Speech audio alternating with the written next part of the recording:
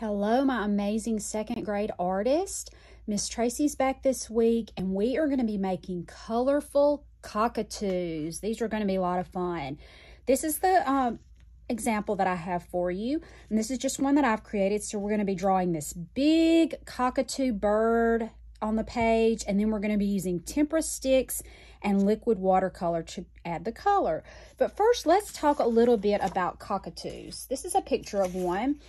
A cockatoo is a large bird that mainly comes from the continent of Australia. Let me show you here. We live way over here in North America. That's our continent, and then we live in the United States of America, and Australia is way over here. And so in Australia, it's mainly warm temperatures where these cockatoo are found, and you can see again that they're very large birds. They're known for having these feathers on their head, and that is called their crest. So that's how they look different from other birds, like maybe a parrot. And they come in different colors. You see a lot of them that are like this one that are white.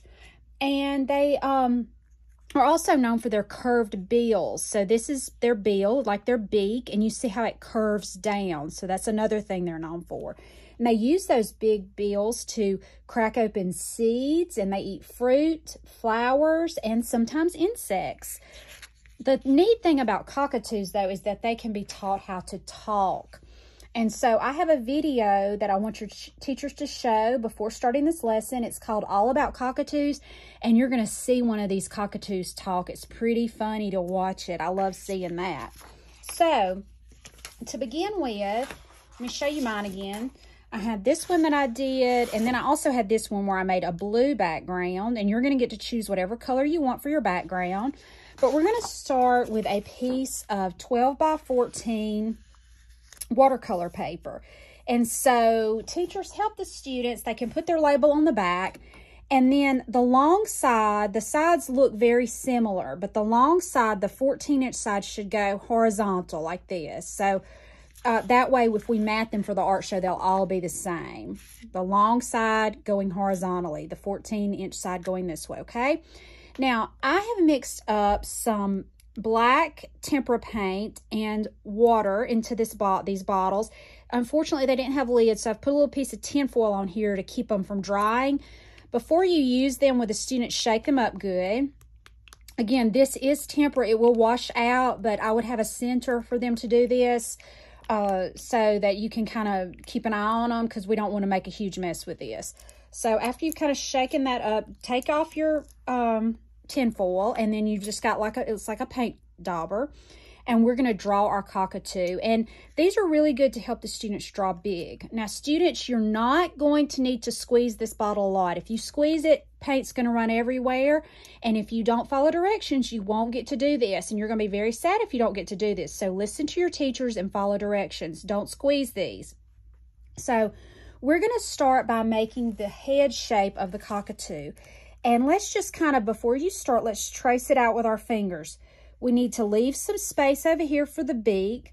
So we're going to come up and make a big line that curves down, okay? And we need to leave space for the crest. Remember those feathers at the top. So watch me. I'm going to start here. I'm going to come over and leave some space for the bill, and I'm going to go up and down. Make him really big. I did not have to squeeze my bottle. The paint just came out. All right, now over here, we're going to make the beak. So remember how cockatoos have that beak that curves down? So I'm going to make a line that kind of curves down like that. Kind of go back over it. And then this is the middle part. It just goes to the head. And his mouth is open. So he's kind of like that, okay? Now let's make his eye. So we're going to start with a circle that's colored in black. So kind of a medium-sized circle. And you can just color it in black with your dauber. And then you're going to go around it with another circle. So that'll be like the white part of his eye. And then let's make those crest of feathers on the top. So those are just some lines that kind of curve down and around, going to the top of the paper let's see, we'll make maybe one more here. You can make 4 or 5 of those, however much fits. So then you'll need to put your teachers, you can do this, put your tinfoil back on there. Try to keep it really good and tight, because I'm scared if that dauber dries out, it won't work anymore. So try to keep those sealed up really good. And then you'll just let this dry until next week. It won't take very long to dry. It's got water in it, so it dries pretty quickly. And then when you come back, the students are going to use these tempera sticks. So tempera sticks are a lot like the gel sticks that some of you have used. In fact, some teachers like Morville, Miss Gillentine, you may have some of these, the gel sticks left, and you can let the students use those. They're very similar to these, and it'd be great if you used those up before you got into these. But these are like tempera paint. So we've used tempera paint a lot, like when we make our painted paper, but it's dry and it's like in a stick. So you're going to take the cap off of it and it just rolls out. You don't want to roll it way out or it will break. And on this, just like on that paint dauber, if you don't follow directions and you mess up the supplies, you won't get to do this. So really listen to your teacher and follow directions. So I'm going to start, remember these are colorful cockatoos, so you can use all different colors in the rainbow. And I'm just going to start and make a line, a circle that goes around his eye. See how you just draw it on there. That's all. Now, the next thing I'm going to do is make his feathers. Make sure you put those caps on there good when you're done. I'm going to make these feathers that go around the eye, and they kind of go in circles. And this is creating implied texture. Texture is how something feels. We can't really feel it, but it gives the illusion, it makes us think that they're the texture of feathers. So you can use whatever colors you want. I'm going to start with pink, and I'm just going to go around making these small little dotted lines that go around the eye. Use that circle of the eye as a guide. If you accidentally get into some of your other color and get it on your tempera stick, use a paper towel and wipe it off, and they clean up really good. And then I might get some blue.